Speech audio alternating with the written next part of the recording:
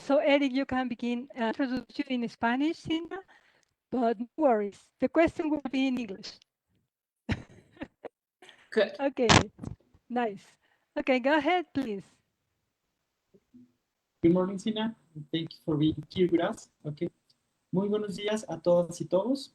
A nombre de la coordinación de la licenciatura en Ciencia de Materiales del Departamento de Física del CUCEI, queremos darles la más cordial bienvenida a esta cuarta sesión de nuestro ciclo de conferencias de la licenciatura en Ciencia de Materiales.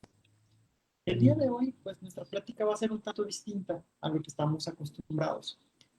Vamos a tener un diálogo con una experta e impulsora del desarrollo y aplicación de nanomateriales y materiales de frontera. Para entrar en contexto, en qué motivó esta actividad que vamos a tener el día de hoy, les quiero platicar que hace algunos días tuvimos la fortuna, algunos de nuestros estudiantes y profesores, de participar en un foro global internacional organizado por la doctora Sina y su equipo. En este foro se habló de los problemas que tenemos, a los que se enfrenta la humanidad y la contribución de la ciencia de materiales para la solución de estos problemas. Uno de los primeros diálogos que llamó nuestra atención fue el que se tuvo con Sir Kostya Novestov, Premio Nobel de Física en 2010, y él comentaba la importancia de la aplicación de ideas y que no solo que se queden como una curiosidad en el laboratorio, es decir, de la implementación total de las ideas. Sin embargo, para realizar o llevar a cabo estas ideas a la práctica se requiere de todo un ecosistema que involucre recursos, estrategias de transferencia e incluso legislaciones. En este sentido, diversos investigadores de distintas universidades y además de autoridades como ministros, alcaldes, emprendedores, empresarios, etcétera, y otros personalidades de la ciencia y la política compartieron su experiencia y su visión en cuanto a la aplicación de la ciencia de materiales en áreas vitales como salud, transporte, sostenibilidad, etcétera, que todas estas áreas involucran a la innovación como motores para tener una sociedad próspera y equitativa. Bien, con todo este mar, digamos, de datos, de investigaciones, de ideas, de innovaciones, no sería posible resolver ningún problema sin recursos y sin colaboración de otras personas, iniciativa privada, gobierno, etcétera, y no podrían beneficiar a la sociedad. Con esto en mente, se concluyó en este foro, conectando que para lograr esta solución habría que conectar todos los puntos y propiciar una red de contactos entre todos los participantes que apoyaran estos proyectos de investigación. Y ustedes se preguntarán, ¿qué tiene que ver todo esto conmigo como estudiante de la licenciatura en Ciencia de Materiales? Pues seguramente en algún punto nos hemos cuestionado ¿para qué sirve o cuál es el impacto que tiene mi carrera, la ciencia de materiales en el mundo? Y bueno, creemos que este diálogo nos va a ayudar a ampliar esta visión que tenemos sobre nuestra carrera y cómo la ciencia de materiales puede contribuir a la solución de los problemas globales.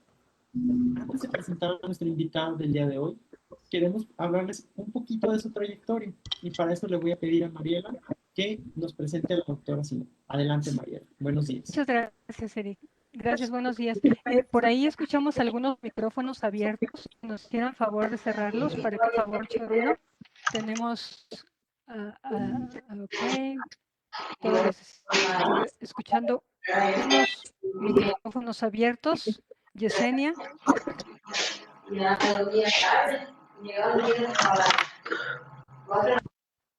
Por favor, si nos apoyan cerrando los micrófonos. Gracias. Para que se pueda escuchar mejor, ¿no? Ok, muchas gracias. Entonces, vamos a presentar un poquito nada más de la trayectoria de Sina. Entonces, la plática que tendremos hoy de materiales avanzados de frontera para resolver problemas globales. Sina, pues, hizo su doctorado en la Universidad de Vanderbilt de 2010 a 2015, de 2016 a 2017. Fue científico visitante en el Departamento de Física y Astronomía. Más adelante, Sina se integró, hizo su debut como director ejecutivo de la Asociación Nacional de Grafeno. Ella lideró la formación, la operación, el crecimiento de esta asociación, que se dedica principalmente a difundir y a promover la comercialización del grafeno. Además, de 2020 al presente es miembro consejero de la Asociación GSMA, que es una organización que representa los intereses de las redes de operadores móviles alrededor del mundo. Es CEO de la firma Advanced Material, la cual se dedica principalmente a servicios para implementar un ecosistema en relación con los materiales. Finalmente, a la fecha también es director general de AMPT. Ella nos platicará un poquito más de esto. Y es una fuerza internacional para promover igualmente la aplicación de los materiales. Pues sin más, bueno, además ha tenido un impacto su trabajo muy, muy grande. Los medios están muy interesados en su trabajo, en el desarrollo que ha hecho y el impulso de los materiales.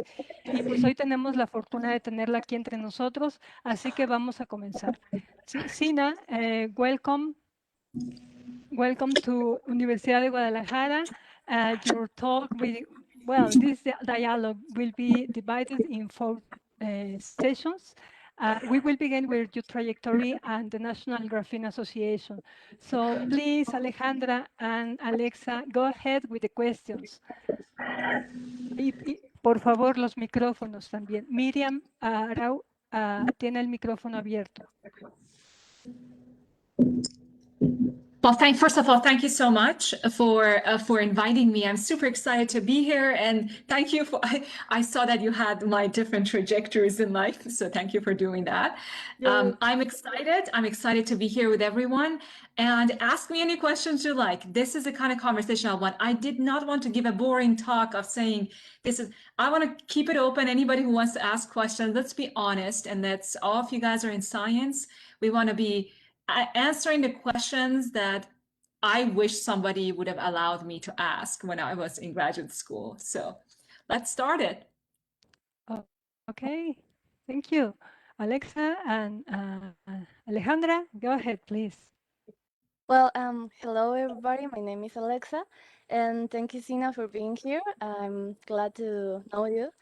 So we want to know more a little bit about you and your trajectory and the path of the initiative AMPT. So we want to begin by asking you how your interest in science began. I mean, this was your desire as a child, or how was it you become a scientist? Oh, good question. So when I was a kid, my mom bought me these books from Isaac Asimov. I'm sure some of you guys know him. The science fictions with galaxies and all those different things that I think a lot of people have read those. And that was my interest. I wanted to be an astrophysicist. I really wanted to be in science. I wanted to do that.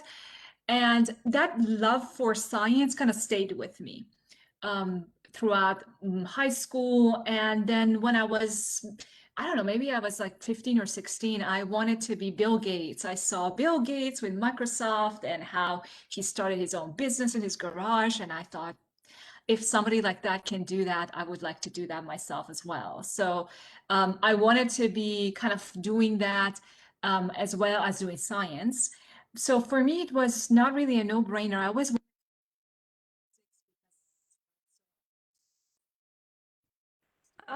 I'm sorry, Sina, we can hear you. Sorry.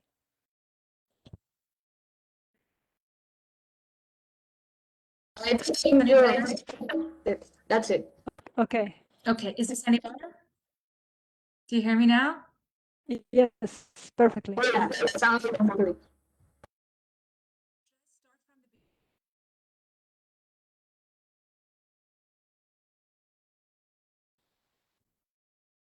So do you want to tell me if you I think we have some troubles with the connection. I'm not sure if it's me only. Could you write in the chat if you can hear Sina, please? Okay, we agree. Thank you.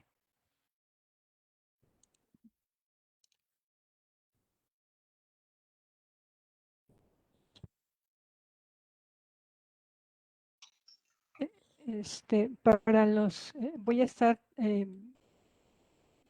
traducir un poquito, voy a ponerle las preguntas en español en el chat y conforme vaya hablando Sina, voy a tratar de escribir lo que ella va diciendo. Al menos un resumen.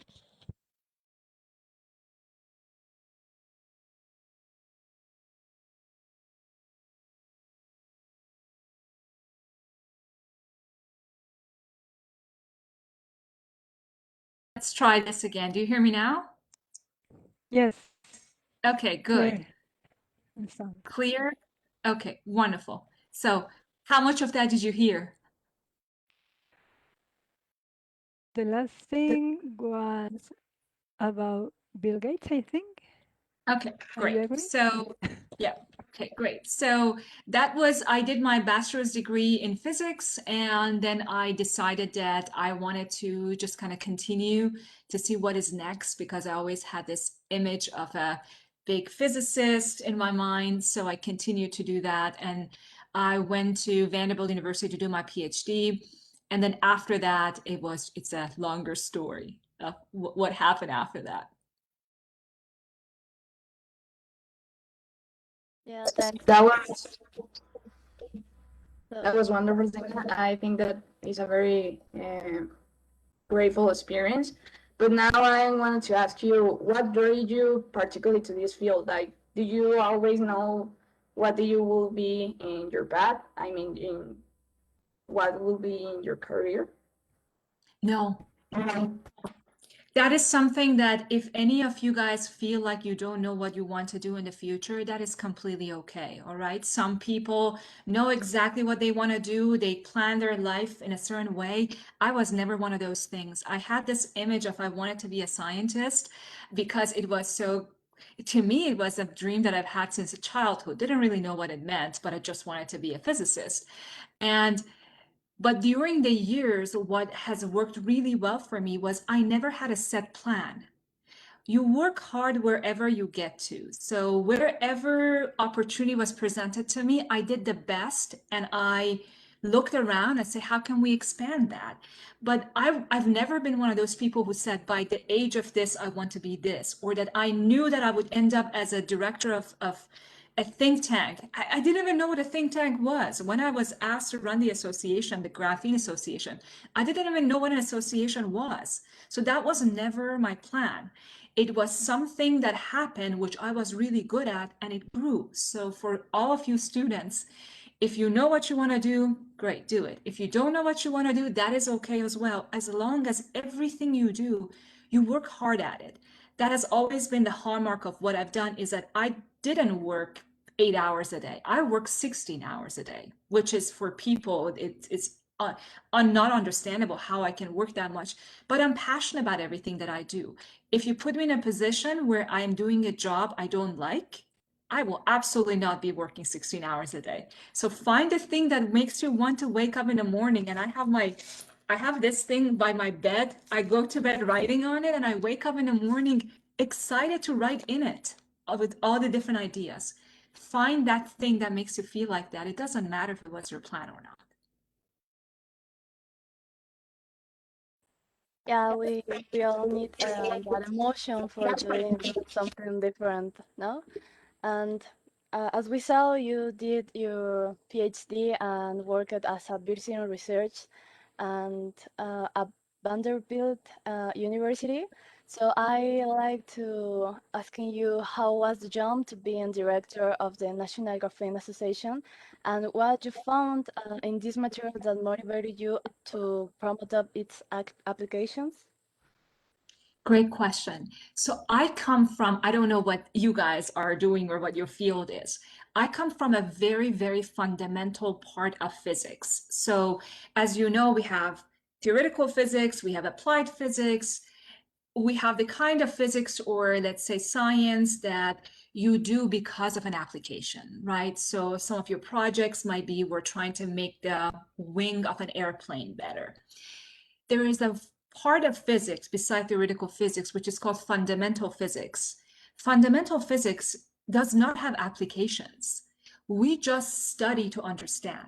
Like we study to understand how electrons and phonons interact with each other, which is phonons are the vibrations of crystals. And if somebody asked me when I was doing my PhD, what is the application of the work that you are doing?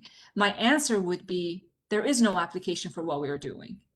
And then they would ask you, then why are you doing it? And then we would say, for the sake of science, because there is a part where you don't care. Exploration is not for an intent. You go and you explore as much as you want, knowing that information, maybe in decades from now, will turn into something.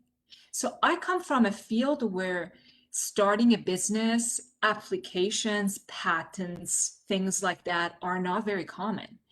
So, but I always wanted to be an entrepreneur, right? Somebody in my position, what I did at Vanderbilt with that kind of fundamental approach, usually would end up as a professor or a researcher in a national lab. I didn't want to be either one of those. I never ever wanted to be a professor, not a single day in my life.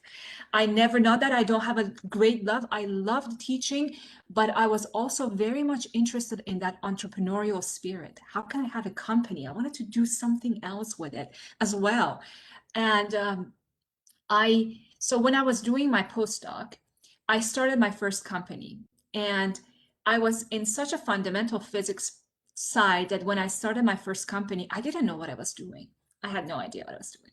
I mean, there was nobody around me who's ever started a company. If you guys are in engineering, maybe you actually have seen a lot of businesses around you, but not in physics, not in fundamental physics. So I started my first company, didn't know what I was doing. Nobody around me was able to help me. And on top of that, some of my professors told me that, Zina, you are a sellout because you are leaving academia and you're trying to start a business. And that is a very wrong approach. So I didn't have a lot of support for that, but the love that I had for this was, how can I take the science that we have developed and put it into something we can use, right? For me, it is, if science is not used, if what we do right now, what you're doing right now is not used in something, why are we doing it? I mean, I understand it's really cool to do science and understand and everything, but at the same time, we want to make the world a better place, right? And everything you're doing has to go in something so that at the end it's had an impact on the world. And that was my approach to it. And that's why I started my first company. And then when I started my first company, I started realizing how many challenges and difficulties there are to start a company from the nanomaterial sector. Nanomaterials are very different than other fields, not just because of their understanding and physical components and science behind it, but because of the commercialization aspects that goes into it. There are no international standards around it. It's very difficult to commercialize them. So when I started kind of seeing all those challenges with my own company, I had two choices. I had the choice of sitting around and just suffering through it, or I had the choice of saying, I actually want to go and do something about the ecosystem itself. And I chose the other. So I said, how can I actually go to the government and convince them to change some of these things? How can I go to the ISO, the International Standards Organization, and work on some of these standards? And that was when I did those things, I wasn't getting paid for it. Nobody asked me to do it. And people were really surprised that I was doing it. People were saying, Zina, you have a startup. Why are you doing these other things? Why are you traveling to DC? It's not a part of your job. It doesn't bring you money. Nobody's paying you for it. Why are you doing it? But that thing I told you about, which is whatever you're doing, follow your passion and do the best you can. I did that, even though nobody was paying me to do it, or nobody asked me. I inserted myself in something, I did it, and because of that work that I did, when the National Graphene Association of the US was being formed, they came to me and they asked me to run it. I was the youngest person for running an association. I wasn't, the other people that were being considered were 40, 50 with decades of experience. I was just out of school. I was just done with my postdoc. And because of all those things that I did, they came to me and we did the interviews and everything, and then chose me as opposed to other people with decades of experience. So it pays off. Follow your passion, do a lot of things that you do. It's not related to you. It will pay off. I think that is amazing to hear you about how you imposed to that challenge. I think that is very, very important to do that, because here in Mexico, we think that the technology or some places you're gonna pay for it, and you're in the most, how do you say, the biggest country where all the technology is improving. So that's so excited, and I'm gonna to ask you this. I'm in this sense as scientist, which was the most challenging issue of talking before people that maybe are unfamiliar with the scientific language, but more than that with the impact of these materials. Good question. So one of the things we have to realize is that we're all human beings, right? One of my regrets is this, not having realized sooner that we need to talk to each other as human beings, not as I'm a scientist, I'm going to use scientific terms to communicate because I want you guys to think that I am all this. You see why I chose this format of communication when I was talking to Marielle? I said, I want a conversation, because a conversation, people from thousands of years ago, we are storytellers, right? The one thing that binds humanity is telling stories. That's how knowledge was transferred before. Knowledge was not transferred necessarily in papers. Knowledge was transferred thousands of years ago around people sitting around fire and telling stories and being able to communicate with each other. So for us, we should never forget, as scientists and people who are in science, that that element is very, very strong. When you're talking to somebody who is not in science, do not use scientific language. Try to communicate with them with the language of humans, right? And I didn't do that when I was doing my PhD, because I was afraid if I didn't use the fancy words and I didn't use all the technical terms, people will look at me and think that I don't know what I'm talking about, or I wouldn't sound like other people. Like if I went to conferences and I wanted to give a talk, I wanted to give a talk like this. I wanted to be talking, but I was afraid because I was thinking, what if the other professors think I don't have the knowledge? All the other students are giving all these very dry and technical talks. But I should have done that from the early on. And I encourage you, if you want to talk to people about your science, rely on technical aspects, but also rely on being able to tell a story. Tell a story. There is nothing more unifying than telling a story. Telling a story is how we go to the government and talk to them. You cannot go to the government and say, yes, I studied electron phonon dynamics in graphene and diamond interfaces in the femtosecond of fast spectroscopy. None of those things mean anything to people. It doesn't mean anything to them. So if you approach that conversation that way, you're not going to, they listen to you, but they don't hear anything, like they don't absorb anything. So communication from scientific side to outside, I encourage every one of you to think of telling a story if you had to talk, and do not be afraid. They're going to look at you as a different kind of scientist. If you use that, they're going to come to you for interactions as opposed to other people. If you look at that not as just, I'm a scientist, I have to speak scientific language.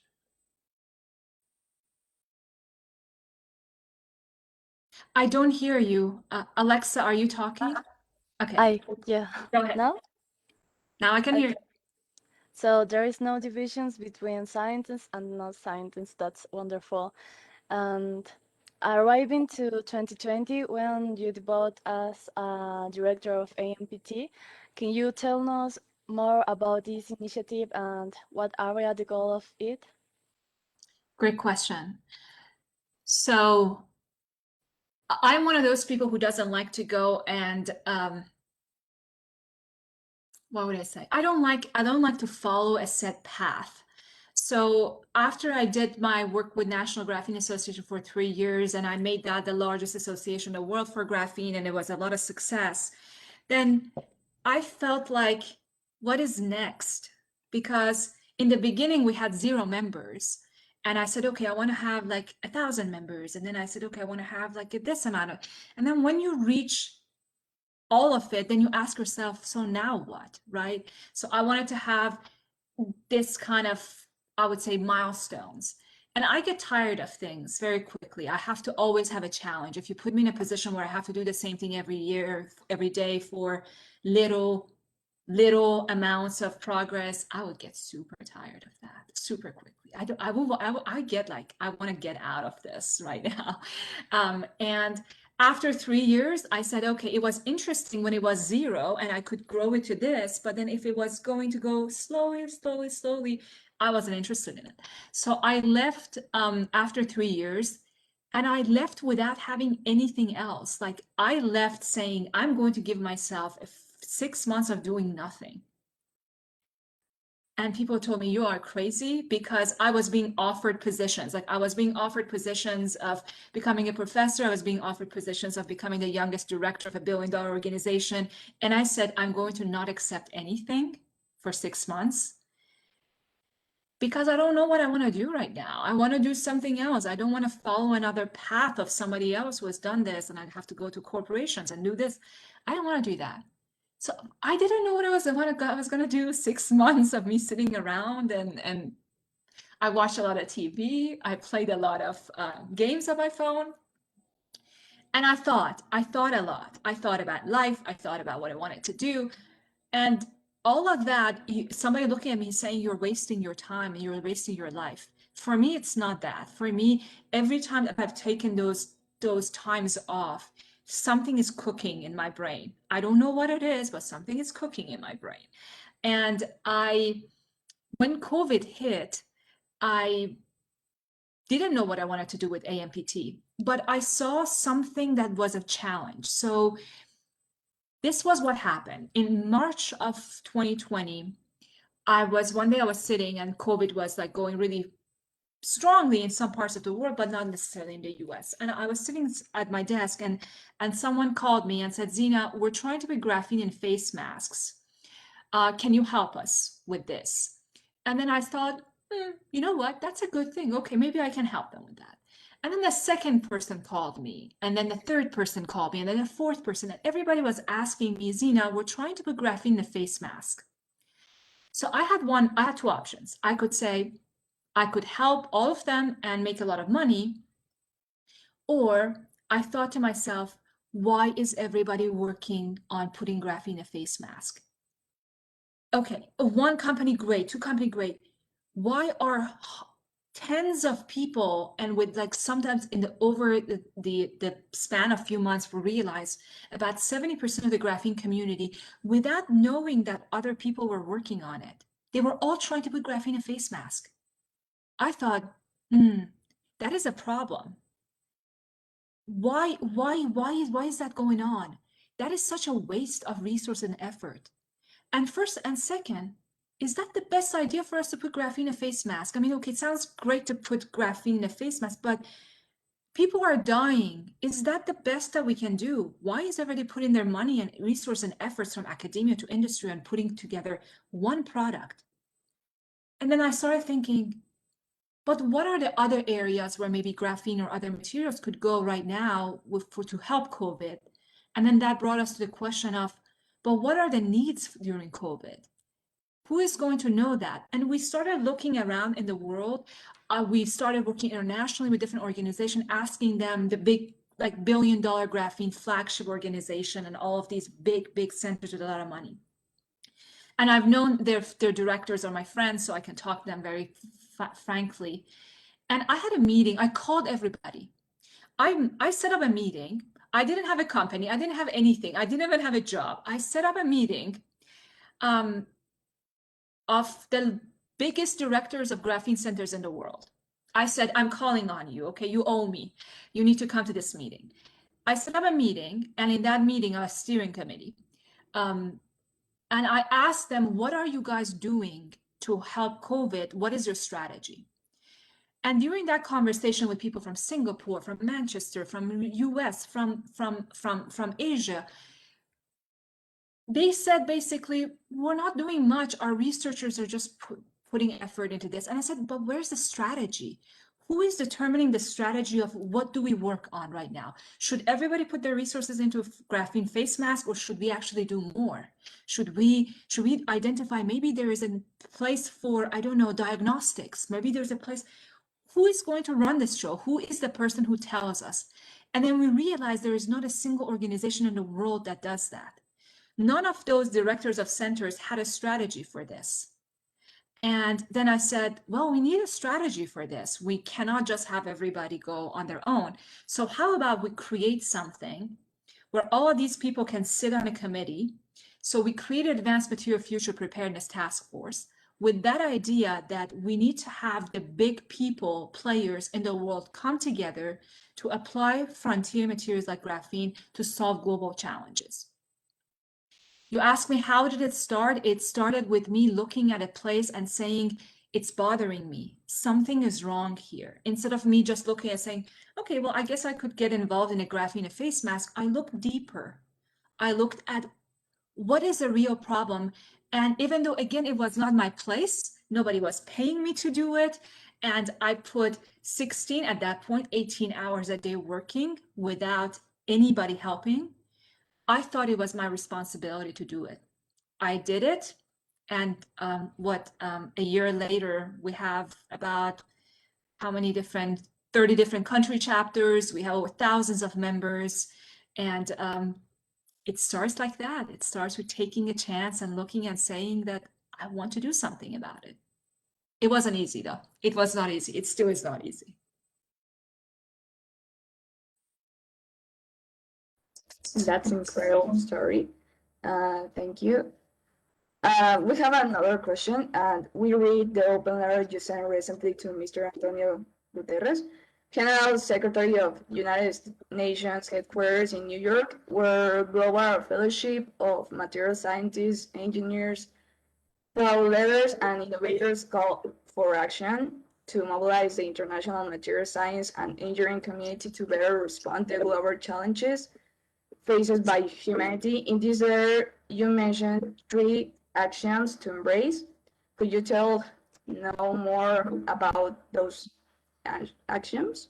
I can tell you that a lot of people told me when I said I wanted to unite people. So I wanted to bring everybody around to talk about this. And I thought, I can go to the US government, but US is not the king of the world. Why should we go just to the US? And then we said, okay, we'll go to Europe. Europe is not the king of the world. We need an independent place for our voices to be heard, for everybody to come to the table. And I had this idea of saying, why don't we write to the United Nations? And when I started that, people told me, Zina, are you crazy? There has never been a letter from these big people from our graphene sector to the United Nations Secretary General. Nobody's going to sign it. Nobody's going to come around. And I said, I don't care. This is a thing we're going to do. And I think that there was no precedence. This is the other thing that I want you guys to remember. If something hasn't been done before, do not let that stop you. There was no example of ever something like this being done in my field. Never. Yes, the politicians do write to the Secretary General, the civil societies write to Secretary General. Never ever there was a place where somebody from nanomaterials or from graphene side has ever thought about writing to the Secretary General. And when I wanted to do that, people said there is no precedence. There is no background. There is nobody else has done it. So that means that it shouldn't be done or that it cannot be done. Wrong. If somebody has not done it, you go and do it. And that's basically what I did. I started writing a letter, and then I said, I'm going to do it. Either you guys join me or not.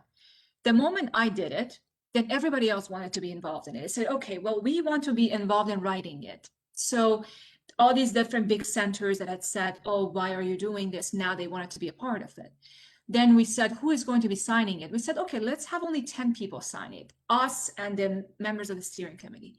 The moment we had 10 people sign it, other people wanted to be involved in it. They said, oh, you know what? The Minister of Health of this place wants to sign this letter as well. Okay, come on board, sign it. Oh, how about we have the Nobel laureate sign it? Great, let's send it to Nobel laureate to sign it. It grew from there, and it actually, we stopped it. I mean, we stopped because we were getting way too many signatures. But we had, the last time I checked, we had at least 1,500 of the biggest names in my field who have signed, from China to Singapore to US to Russia. Everybody signed this letter as a part of a commitment. You know what it did? It didn't bring me any money. It didn't bring me any prestige. What it did was that it unified people around a common thing. And that's what we wanted. We wanted everybody to actually come and say, we unite, we write to the Secretary General, and we say that as people of the nanomaterials and frontier materials and graphene community, we stand together, regardless of our race, regardless of our country, regardless of our materials. We stand together to use our materials to do something good for the world. And it's been a base of a lot of the activities we've had with the United Nations. So it wasn't easy. It wasn't done before. And but at the end, it worked out pretty well. So then we need to free us from the fear, and this is a great example. Thank you. So I have to ask, did you have response to this letter? We haven't had a response to the letter, but we know they have actually received it. And people told me it might take years for you to get a response from United Nations. And I said, oh, okay, all right. The point was not for United Nations to respond. The point, think of this, it was a means to an end. What I wanted out of that was to unite our community around, you need to work together. You need to show that it is not US, oh, we don't work with China. There is a place where we can all come together, scientists and people come together, sign something, and people said it was not possible, but it is possible. You can get everybody to sign something when it's regarding something good for the world. And we have had a lot of activities actually with other United Nations side of things, but we have not received a response from the Secretary General yet. Who knows, maybe we will.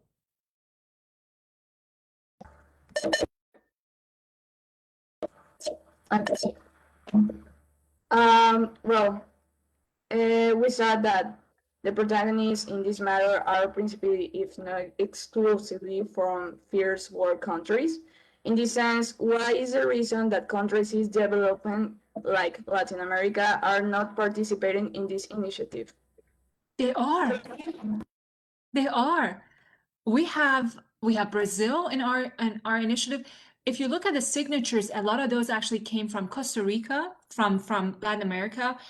Unfortunately, we didn't have anybody from Mexico. So maybe this is a point where we actually work with Mexico. The countries that contacted us, Argentina, we have very strong collaboration with Argentina. Brazil, Costa Rica is also very, very strong in what we're doing. So yeah, I mean, anybody, Brazil as well. Brazil, very strong as well. No, we have a lot of signatures from Latin America. Okay, and we as students in the Bachelor of Science Materials and others like physics and chemistry and engineering want to know which is our role in the solution of these challenges and issues on our community, our countries, and the world facing. What can we do from where we are? Great question. So a part of that is what can you do on your own? A part of that is what people like me can do so that we can connect problems to you guys. When you are in a university setting, when you are a professor, when you are a researcher, you are not out there in like nonprofit organizations knowing that the elephants are dying because of getting electrocuted because of this. You don't know that. I didn't know that. We don't know that there are people maybe because of the water supply, this or this is happening. Somebody needs to be bringing the problems to us because we have solutions, right? We have our science. But it's not necessarily our job or responsibility to go out there. We can try on our own, right? We can say, how can we help? To apply our science to some of these bigger problems. So part of that is you guys. what do you want from life? What kind of legacy do you want to leave behind after you're done? Is this just a job for you? Are you just doing a bachelor's degree so that you could get a job and go and do whatever that you want to do? Maybe that's what it is. Some of you might have a different thing in mind. You might be driven by more of what I call impact. Some people think about the work that they're doing, how does it impact the world? If you're thinking like that, then you're in a really good position. Then people like me have to help bring the problems to you guys so that we can work on it. But at the same time, any of you guys right now, actually, we're looking for some volunteers from the student side. We work with a lot of student volunteers. And what we do is in different layers. There are usually graduate students, but we could work with undergraduate students on different things that we're doing with AMPT. We involve them in different activities. And it could be something like right now we're looking for volunteers for video editing of the materials from the Matter Forum that some of you might have participated. We want volunteers to actually go curate content and put it out there. And that is something that people can get involved. Once they get involved, they are doing something more than just what was their description for their work, right? You're a student, but you can do other things. So we involve you in different layers of what we are doing.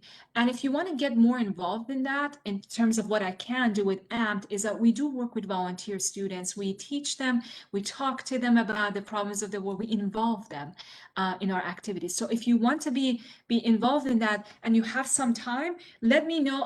I can work with our other teams that are working on something and find something that might be of interest to you guys.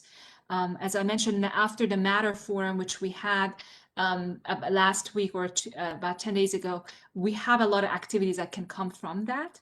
And if you're interested, you can be involved in that. I think that I will be a volunteer, so I can communicate. And thank you so much. We didn't know that. Well, the next question here is, which are your thoughts about the importance to let know society what is doing in science, and which do you think is the way to do it? What a good question. I think that people in the society, usually they look at scientists as this elite group here. It's like this elite group who says these things, and they read it in the news. And I think we need to change that perception. If we speak human language instead of scientific language, if we talk about our work in the context of what it will do for the world, and we talk to our neighbors about it, we talk to our citizens about it, we will be able to inform a much larger community that scientists are just people. We are driven by problems in the world, and we are not an elite group. We are not like, oh, we are better than you guys. There's always in the US and in other parts of the world, some parts of the world, there's this look at scientists as you guys think that you are better than others, and you think that you're going to come and tell us to do this and that. And sometimes that creates opposition. One of the reasons why you're seeing right now the anti-vaxxers, right, people who are against vaccinations, against masks, even though the science tells you that these things are good for you, is because they don't trust. They think that scientists are not a part of the community. They don't accept the advice. We have to break that. Breaking that starts with all of us, right? Speaking to people not from a position of we know better than you, or that, oh, science always. No, speak human language. Talk about what your work does in the context of helping the world, and be open-minded. I think the more closer we bring scientists to people, and it starts with all of us, the better communication we're going to have and better adoption of science we're going to have by people. So in that case, I would say it starts with all of us. Let's work on our family members, on our people that we see in our communities, and dumb it down, bring it lower, dumb it down. Whatever you're talking about your science, don't use fancy words. Use real people language to explain what your science does. Create a story. Create a 1-minute story. Maybe that's what you should do tonight. All of you have to go home, and if you're working on a project, you have to think of a 1-minute elevator pitch of how would you describe your science to people without using fancy words. Okay? Think of exactly what it does and how it relates to other people. And tell that story. Tell a story. So here the union is the most important thing for the communication, I think. So we saw that you have an influence over different sectors. From the platform where you are now, you have the power and the voice to call to the actions. In this context, what adversity have you gone through as a scientist to position yourself at the level of influence in which you are? Let me ask you this. Are you asking me how I became? Tell me again what the question was. I think I missed it. Okay. I say, what adversities have you gone through as a scientist to position yourself at the level of influence in which you are, to say Got it. people do this and do that, no? Adversities, huh? Yeah. Is that okay? Oh, adversities. A lot of adversities. Nothing I've done ever came easy. When I told you I started my first company, instead of people helping me out, they told me, you're a sellout. Maybe you didn't have what it took to be a research scientist. That's why you want to start a company. And then when I wanted to start this position with AMP, when I was trying to do that, people told me, who do you think you are? Then when I told people that you need to unify and do this thing, they said, who's going to take you seriously? And these are coming from people. I've done a lot of work. I mean, I am one of the main people who has been working on US legislation with graphene. So I didn't even start from zero, but that adversity doesn't stop. I thought when I was doing my postdoc, I thought if I did this and I had this position and that, then adversities would stop. People would realize adversities apparently never ever stop. It doesn't matter who you are. The people who are going to always question you, they're not going to stop no matter what you do. You could be Elon Musk, and do you remember when he was doing the SpaceX a few years ago, everybody thought he was crazy? And everybody was looking at him as he's crazy. Like, he did it, and now nobody says he's crazy, right? So no matter, and at that point he was a billionaire, he was super successful. Nothing will ever stop people who actually want to think that you are crazy, you're not capable of doing it, or it's not your position. They will never stop. So do not chase it, because for a few years I chased it. I wanted to establish myself to say, if I had this position, if I got known, if I went on Capitol Hill and I talked to a room full of senators and they acknowledged me and they thanked me for it, maybe other people will realize that, okay, now they have to take me seriously. That didn't happen. It doesn't matter what you do. That strength of overcoming adversities comes from you. And it doesn't mean that you will never doubt yourself. You will absolutely doubt yourself. I doubt myself all the time. Okay.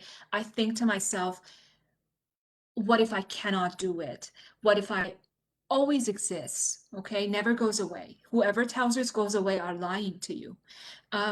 It always exists. But there is this thing, when I look at my life like this, I say, either I can do it because I think I'm going to be successful, or I do something because I think it's my responsibility. And if you look at everything as a responsibility, it doesn't matter what other people think. It doesn't matter if you're successful, if they take you seriously or not. It's like, think of this. I was thinking the other day, I was trying to explain this to some of our steering committee. Right now, we're trying to actually work to create an ecosystem development with venture building, et cetera, in Spain with the government. And people told me, Zina, do you really think you're going to go to Spain and the government is going to listen to you and you're going to do this? I don't know. I have no idea. Okay. But the thing is this, this is my analogy. When you have soldiers that are defending, let's say, a village, right? They're being attacked. They don't put down their guns and run away because they know that the city is going to be taken or the village is going to be taken. You fight until the last breath because it's your responsibility. You know that you're going to lose. You know that you're probably going to get killed or captured. It doesn't. When you approach something from the position of responsibility, it doesn't stop you. The chance of success does not determine whether or not you will do it. That is the way that I approach it. A lot of people approach things differently. That's the way that you ask me adversities, what fuels my thinking is not whether or not I'm going to be successful. I'm going to show them that they were wrong. No, I say it doesn't matter what they think. It's my responsibility to do it, whether or not I succeed. So I'm going to do it.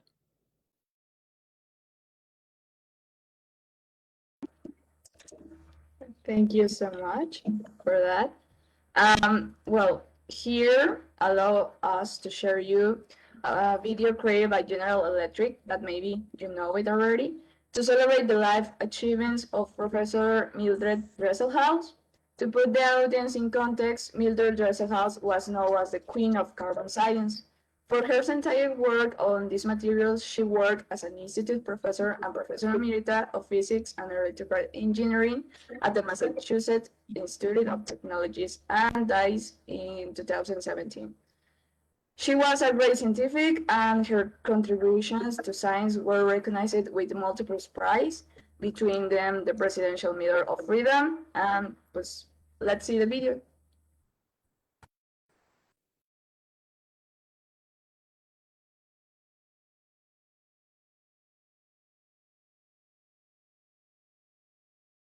The sound is not playing.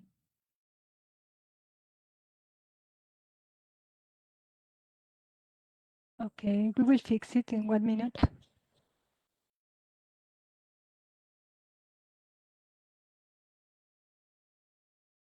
Eric, creo que no se escucha. ¿Puedes cambiar tu modo a compartir audio también?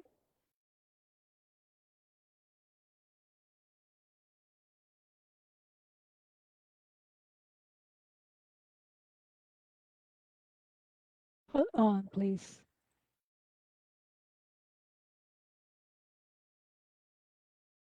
Just 1 minute. I'm sorry.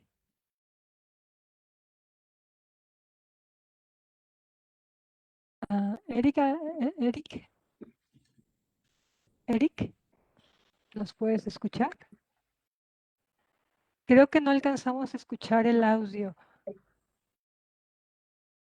¿Me puedes ayudar? Y si quieres yo lo presento. Sí, enseguida te hago para que presentes. Gracias.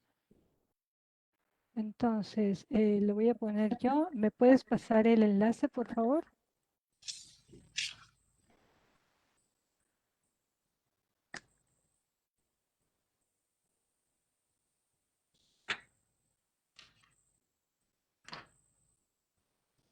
Just 1 minute, please.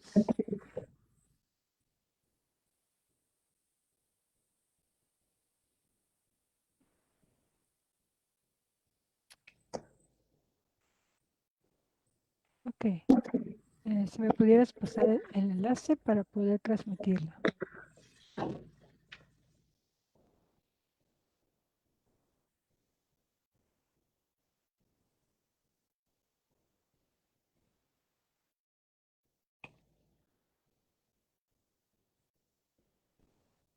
Bueno, lo voy a presentar. Aquí está. Un segundito, por favor.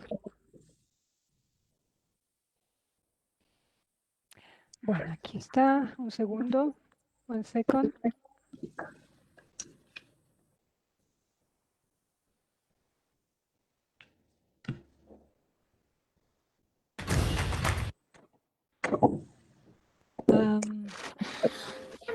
Could you hear it? No? We're hearing something, yeah. But it's okay. Yeah. Now go.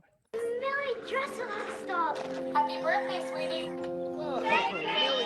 Millie Dresselhouse, we are so glad to have you here.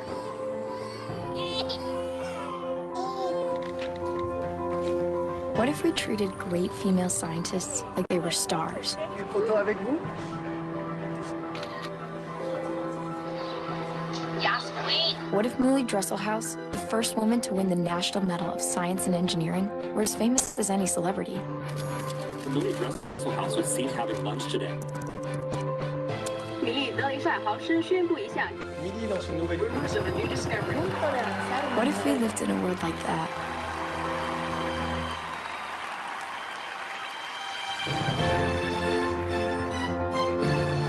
We know a place that's already working on it.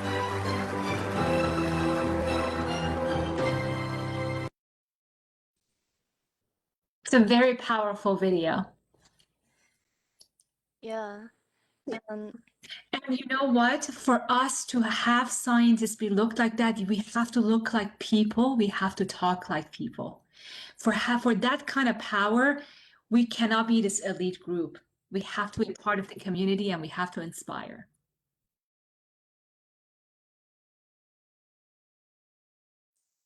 well, I have to say one thing in the video. I want to ask you, what are your thoughts about this? I mean, what if scientists were the real celebrities of the world? And what do you think the impact would we have this? Great question. Unless people relate to us, we are never going to be celebrities in the world, right? Because if we create our own language, if we create our exclusive club of we are better than everybody else, you're never going to be a part of the public. You're never going to be looked that way. We have to bring science to the people. We have to, instead of me giving boring talks of me talking to you for an hour and telling you, here are stats of doing this and that. If we approach things like this, conversations where you can ask me and I will tell you about the fact that I do have vulnerabilities, that there are moments that we doubt ourselves, that there are moments that we have adversities that we have to face, and we have to be honest about it. And we say that science is not always necessarily right because our view of scientific discoveries change over time. If we have that approach, people will see us as a part of life. You can become successful and we can impact, we can have a bigger impact in the world. So I absolutely love that video. I think we can go in that direction. We just have to bring science closer to people for us to be able to do that.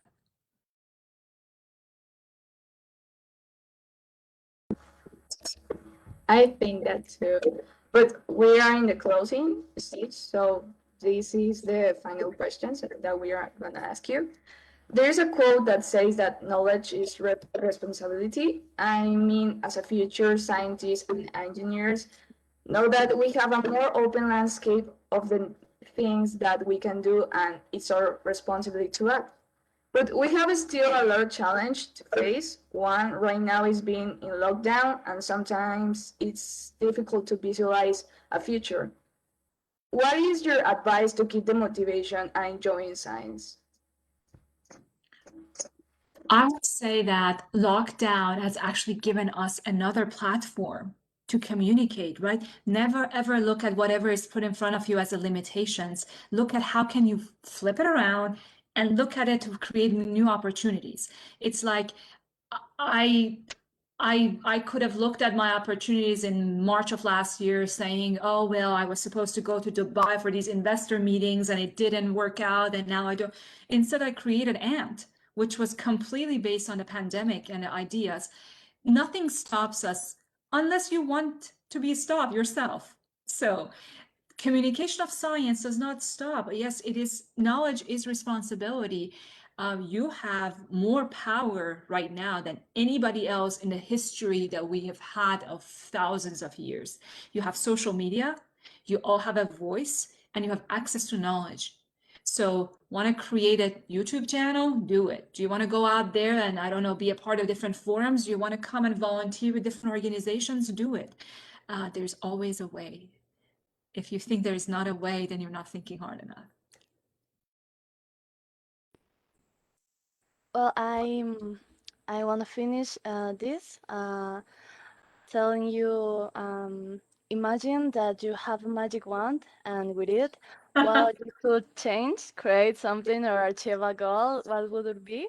I I have to be honest, and we say that we steal you the idea, but we want to know.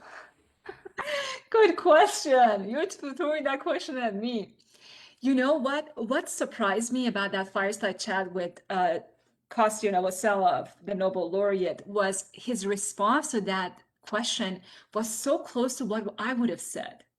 You know, it's always I think it's selfish for me to say that, but if I had a magic wand, I would really want to know stuff.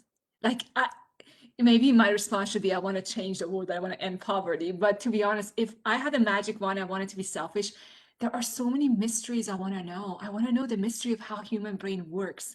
I want to know, where did the universe start? I really want to know, like, is there an afterlife? Is there, how do we become us? Where did the universe start from? Where are we going? Those are the things that if I had a magic wand, I want answers. And I think it would really be satisfying for me to know that stuff. Useless, but satisfying.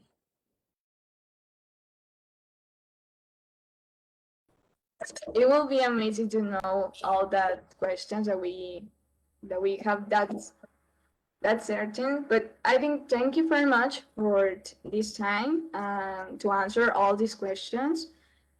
We are very, very grateful to be here with you. Thank you so much for having me. Thank you, Mariela, for inviting me. This was a pleasure. And my door is always open. I'm on LinkedIn, so if you have any questions or anything, come to us.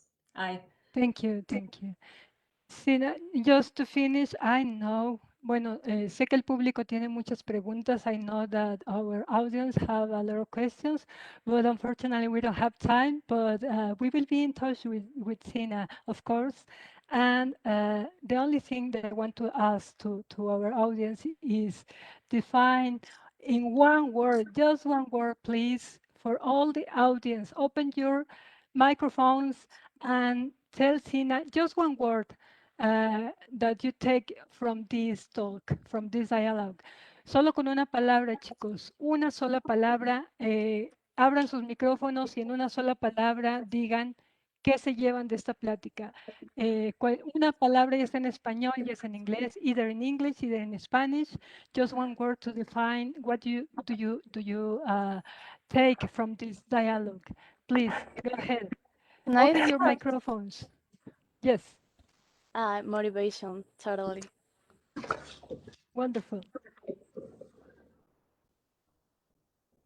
Anything else, please? Go ahead. Just open your microphones From you. and talk. Inspiration. Inspiration.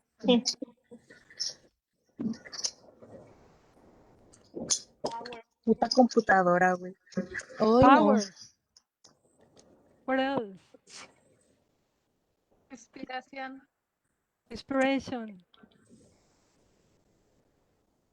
I see somebody's in the chat. You can also write it in the chat. That might be easier for us. So Yes, I saw motivation. Great learning.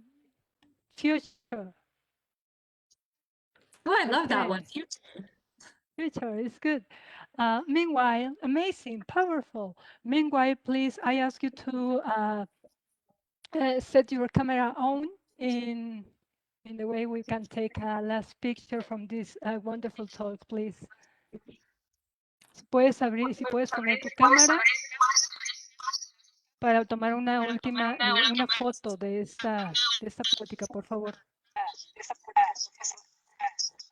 Motivation. Thank you, Sina. Okay. So just 1 minute, and we want to take a picture of this moment, please. And I wish I was there with you guys and we were having this conversation. So maybe another year. Yeah. Awesome. Some words. Thank you, everybody. Okay, people are opening their cameras. And what empowerment? Awesome. Okay, more words. Love. That's amazing. Okay, now I will take the picture. Knowledge. More words. Okay, 1, 2, 3, cheers. Thank you. Sina, thank you. Thank you for this talk. And with this, we are ending this conversation with you. We are grateful. Thank you for your time and for this wonderful dialogue with our students. Absolutely. Thank you so much for having me. And you guys are great. Go do wonderful things, okay? Do not let anybody tell you you're not going to succeed or that you shouldn't be doing it. Go do it. Okay. Well, thank you all. I leave you to your class and stay in touch. If you have any questions, my door is always open. Bye-bye. See you. Thank you. Bye. Thank you.